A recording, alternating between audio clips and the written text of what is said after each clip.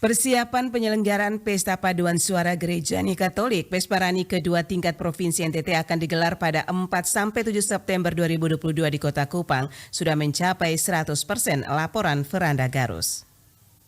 Pangan lokal memiliki nilai gizi yang cukup tinggi dan juga sehat, mutu tinggi. Kenapa demikian? Karena dia dihasilkan dari kebun kita yang belum ada campur dengan bahan-bahan kimia.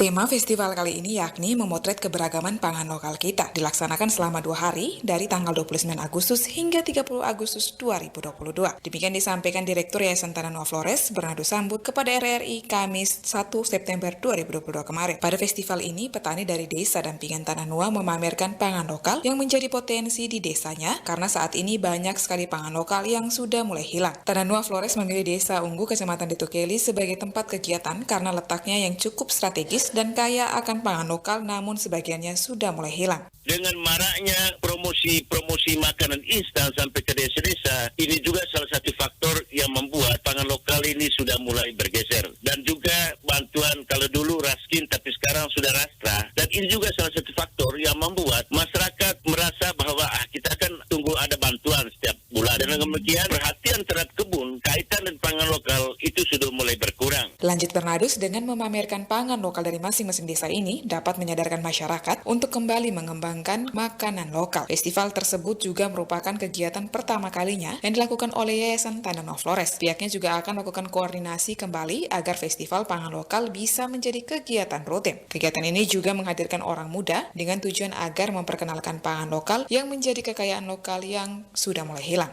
Masyarakatnya bahwa mereka ke depan mau mengembangkan pangan lokal yang sudah mulai hilang. Kalau umbi-umbian itu masih ada, tetapi juga pengembangan tidak banyak. Tetapi jenis-jenis pangan lokal yang hilang itu, yang mereka bilang mereka mau kembangkan. Tapi satu kendala yang dihadapi adalah benih daripada pangan lokal tidak ada. Nah, itu kemarin yang mereka minta kepada dinas dan juga kepada yang lain, bagaimana bisa membantu benih-benih yang hilang itu.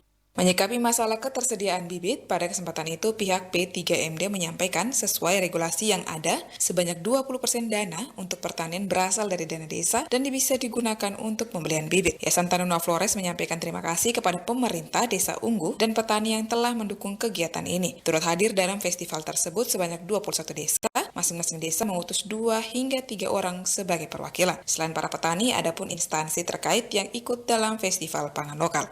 RRI Veranda Garus melaporkan.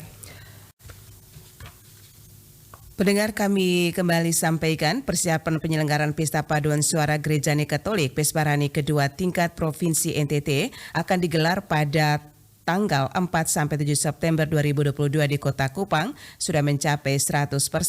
Ada 13 kategori mata lomba yang akan dilombakan nanti, 8 kategori dilakukan secara offline dan 5 kategori dilaksanakan secara online. Pada Jumat kemarin, panitia telah melakukan pencurian pada 5 kategori lomba yang dilaksanakan secara online, yakni paduan suara anak, paduan suara remaja, Gregorian, paduan suara OMK campuran, paduan suara dewasa dan paduan suara dewasa Gregorian.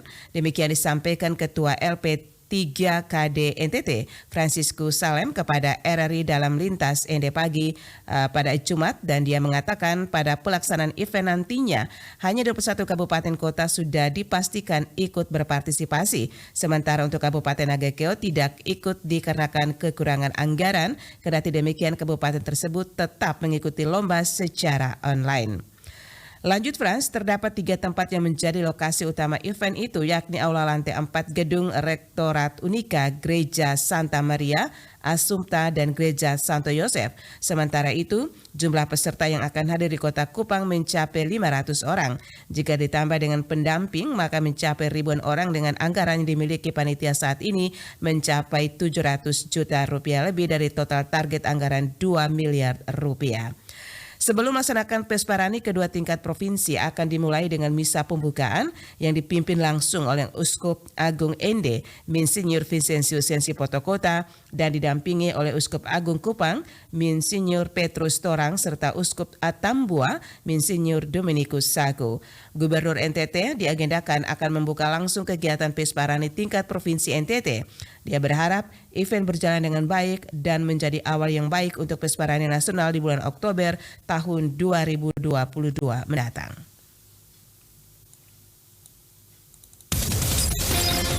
Anda sedang mendengarkan Warta Berita Produksi RRI ND.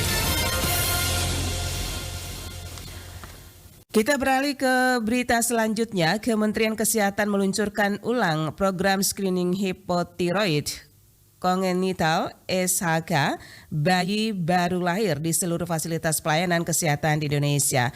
Pencanangan dilaksanakan di Puskesmas Batu Jajar, Kabupaten Bandung Barat, Jawa Barat pada Rabu 31 Agustus 2022 yang diikuti secara online oleh tenaga kesehatan di seluruh Indonesia.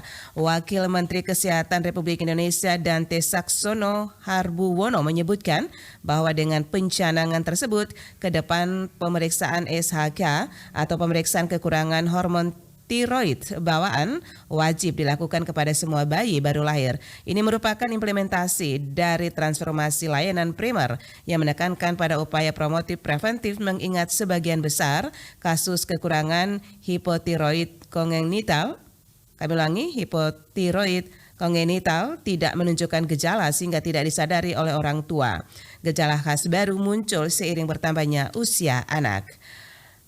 Screening hipotiroid kongenital (SHK) adalah screening uji sari yang dilakukan pada bayi baru lahir untuk memilah bayi yang menderita HK dan bayi yang bukan penderita. Pada pelaksanaannya, screening hipotiroid dilakukan dengan pengambilan sampel darah pada tumit bayi yang berusia minimal 48 sampai 72 jam dan maksimal 2 minggu oleh tenaga kesehatan di fasilitas pelayanan kesehatan pemberi layanan kesehatan ibu dan anak, baik FKTP maupun FKRTL, sebagai bagian dari pelayanan neonatal esensial.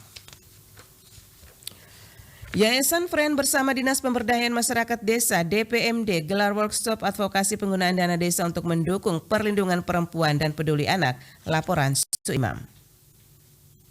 Kegiatan workshop ini dihadiri 4 camat wilayah binaan Friend, yakni Camat Ende Timur, Camat Dona, Camat Ende, Camat Nangapenda, 10 kepala desa, 10 ketua BPD, pendamping desa kabupaten, kecamatan dan desa bertempat di Aula PSE Jalan Durian Ende, Kamis 1 September 2022. Ketua Yayasan Flores Children Development Friend, Bona Kowan Cornelis kepada RRI mengatakan, kegiatan workshop ini dilaksanakan secara maraton mulai dari Kabupaten Flores Timur Flotim, Sika dan Ende sesuai dengan wilayah dampingan Friend di 3 kabupaten. Dijelaskan dalam workshop ini, Friend hanya mau mengadvokasi kepada para kepala desa menjadi wilayah binaan Friend untuk bagaimana kepedulian mereka terhadap perempuan dan anak dalam mengalokasikan dana desa yang ada. Tidak batas hanya pada perempuan dan anak, tapi bagaimana juga memobilisasi anak-anak remaja supaya mereka jangan pergi rantau, tapi mereka diperdayakan dalam suatu wirausaha melalui wadah BUMDes. Ditambahkan, apa yang diperintahkan dalam Undang-Undang Desa belum secara penuh diimplementasikan oleh para kepala desa, sehingga pihaknya merasa peduli karena bergerak di bidang sosial kemanusiaan dan merasa terpanggil untuk melakukan kegiatan workshop ini. Di tempat terpisah, Koordinator Proyek Yayasan Friend, Maria M. Pelapadi menuturkan, sebenarnya kegiatan workshop yang diselenggarakan ini berangkat dari pengalaman dari desa-desa dampingan yang Friend dampingi. Ada sebanyak 58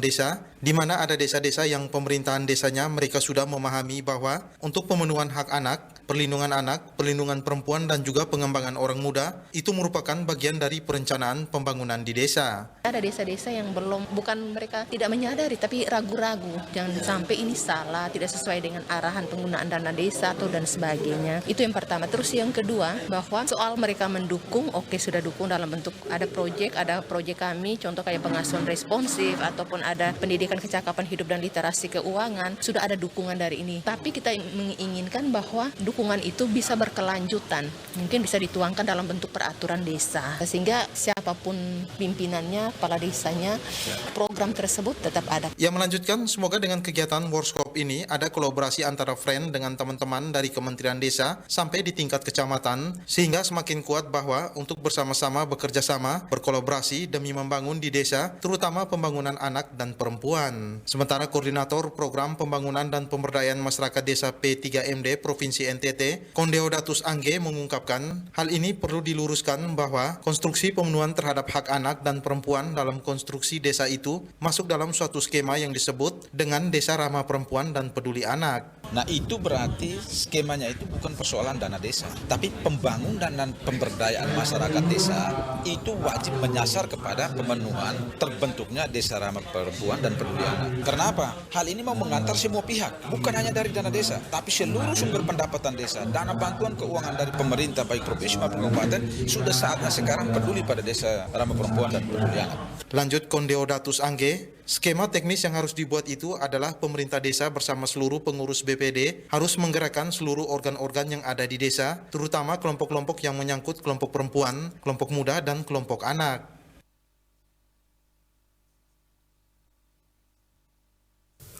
Saudara, sekian Warta Berita Daerah. Saya Antonio Nona mengucapkan terima kasih. Selamat pagi.